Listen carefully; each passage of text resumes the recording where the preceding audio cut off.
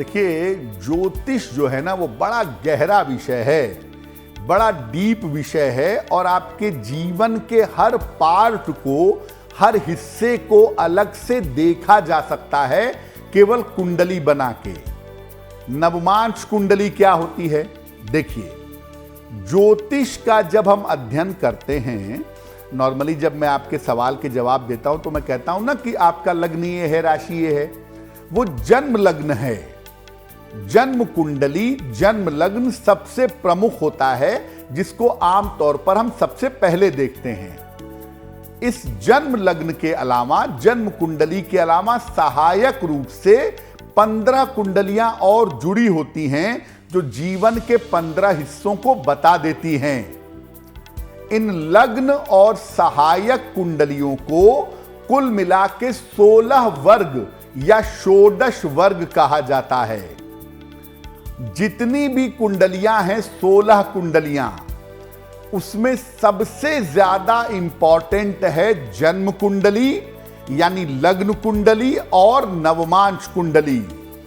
इसके बाद है षष्ठ्यंश, 60 अंश जो है वो भी बड़ा महत्वपूर्ण है, लेकिन एक आम तौर पर बेसिक कुंडली देखने के लिए लग्न कुंडली और नवमांश कुंडली दोनों को देखना होगा।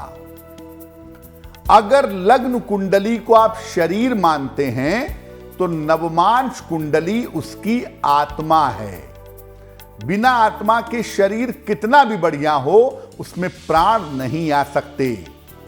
इसीलिए बिना नवमांश देखे जन्म कुंडली पर विचार करना कभी भी सही परिणाम नहीं देता।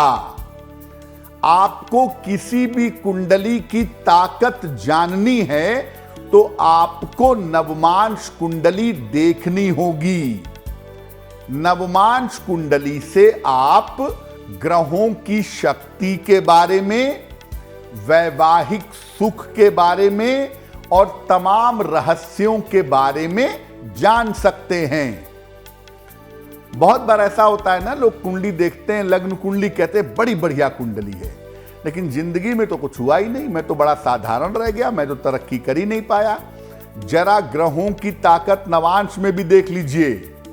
नवांश का हाल क्या है? हो सकता है लग्न कुंडली में जो बड़ा शानदार दिख रहा हो वो नवांश में अच्छा ना हो, तो जिंदगी एवरेज हो जाएगी। इसीलिए लग्न, चंद्र और नवांश, ये 3 कुंडलियां जब आप देखेंगे तब आप एक्यूरेटली किसी भविष्यवाणी पर, किसी प्रेडिक्शन पर पहुंच पाएंगे। एक बात तो आपने समझ ली ना कि लग्न कुंडली जितनी इंपॉर्टेंट है, नवमांश उससे कम इंपॉर्टेंट नहीं है। लग्न अगर शरीर है तो नवमांश प्राण है उसका, उसकी आत्मा है।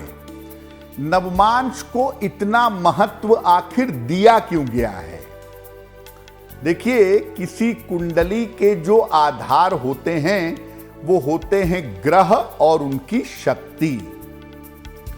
बिना नवमांश के आप ग्रहों की क्षमता और उनकी ताकत कभी नहीं जान सकते।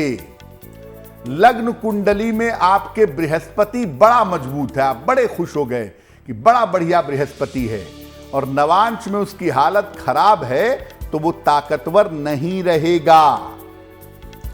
अगर कोई ग्रह लग्न कुंडली में मजबूत है और नवमांश में कमजोर है तो केवल एवरेज फल देगा, केवल औसत फल देगा। अगर कोई ग्रह नवमांश में मजबूत है लेकिन लग्न कुंडली में कमजोर है तो भी, चूंकि वो नवमांश में मजबूत है, इसलिए बेहतर फल देगा। अगर कोई ग्रह लग्न और नवमांश दोनों में मजबूत है तो इसके परिणाम बेहतरीन होंगे। इसी प्रकार अगर कोई राजयोग या कोई दुर्योग, राजयोग या खराब योग अगर नवमांश में बनता है तो वो ज्यादा शक्तिशाली होगा।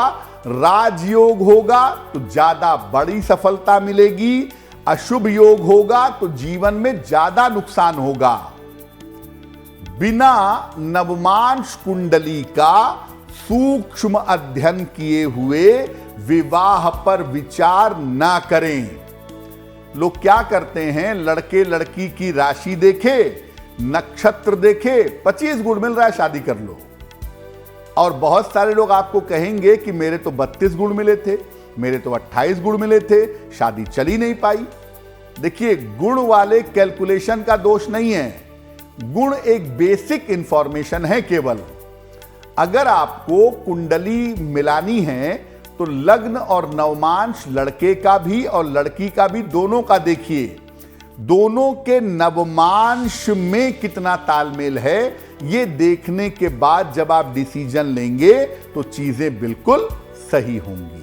आप विवाह के बारे में डिसीजन लेना चाहते हैं तो नवमांश कुंडली से विवाह के बारे में निर्णय कैसे लेंगे? नवमांश में शुक्र की स्थिति देखिए, बहुत इंपॉर्टेंट है। लग्न कुंडली में शुक्र कैसा है और नवमांश में कैसा है। और अगर शुक्र नवमांश में बुध की या शनि की राशि में है तो जरा अलर्ट हो जाइए। इसके अलावा कुंडली में तत्व का विचार भी जरूर करिए कि नवमांश कुंडली का एलिमेंट कौन सा है और लग्न कुंडली का एलिमेंट कौन सा है।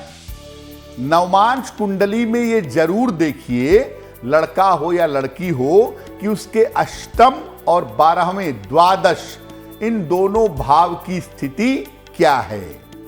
नवमांश कुंडली में मंगल को भी देख लीजिए, मंगल कैसा है। नवमांश में अगर मंगल अष्टम में बैठ जाए, सेकंड हाउस में बैठ जाए, तो थोड़ा ये डेंजरस हो जाता है। लग्न और नवमांश को देख लीजिए। पहले तो ये देखिए कि जिसकी कुंडली आप देख रहे हैं उसकी कुंडली में विवाह का सुख कितना है और कैसे उसको मेंटेन करेंगे। फिर आप लड़के या लड़की की जिससे शादी होनी है उसकी कुंडली देखिए और नवमांश को जरूर देखिए कि दोनों के नवमांश में ग्रहों की सिचुएशन कैसी है। इसको देख करके अगर आप विवाह का निर्णय लेंगे तो विवाह का निर्णय ऑलमोस्ट करेक्ट होगा। अगर नवमांश कुंडली की वजह से आपके जीवन में दिक्कत आ रही है तो क्या करेंगे? अगर नवमांश गड़बड़ है जिसकी वजह से विवाह तय ही नहीं हो पा रहा है, शादी होगी तो बात की बात है, पहले तो विवाह तय हो जाए।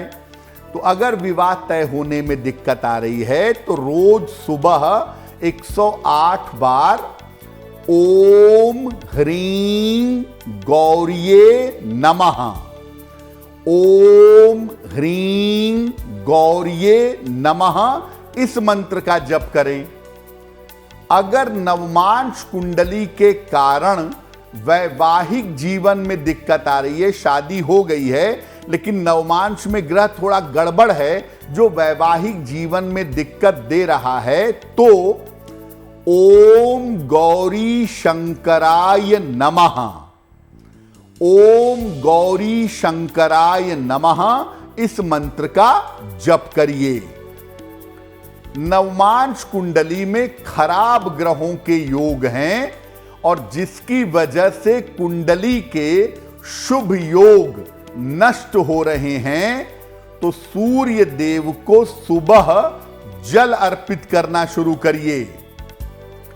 अगर आपको अपनी नवमांश कुंडली को मजबूत करना है और जीवन में सफलताएं बढ़ानी हैं तो देवी की उपासना करिए। माता दुर्गा की उपासना से नवमांश के फल बेहतर होंगे। अगर नवमांश कुंडली बहुत कमजोर है तो शिव पंचाक्षरी स्तोत्र का पाठ करें या शिव का पंचाक्षर मंत्र नमः शिवाय, इसका पाठ करें। अगर आप ऐसा करें तो कमजोर नवमांश कुंडली भी आपको ज्यादा मुश्किल में नहीं डाल पाएगी। एस्ट्रो तक ऐप पर आपको मिलेगा भविष्य से जुड़े हर सवाल का जवाब। डाउनलोड कीजिए एस्ट्रो तक ऐप और चुटकी में जुड़िए इंडिया के बेस्ट एस्ट्रोलॉजर से।